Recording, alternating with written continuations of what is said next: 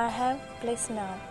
It is used to explain the things which is we have around us. I have అనే word మన దగ్గర ఇది ఉంది అని ఎక్స్ప్లెయిన్ చేయడానికి యూజ్ చేస్తాం. ఆర్ ఇది నేను కలిగి ఉన్నాను అని చెప్పడానికి యూజ్ చేస్తాం. For example, I have a big house. నేను ఒక పెద్ద ఇల్లు కలిగి ఉన్నాను. I have a good job. నాకు మంచి జాబ్ ఉంది అని.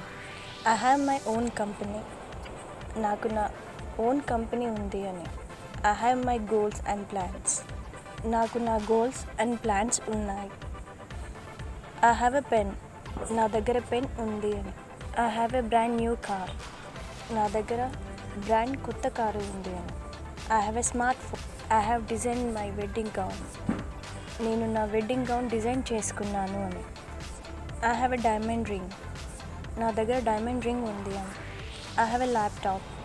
నా దగ్గర ల్యాప్టాప్ ఉంది అని.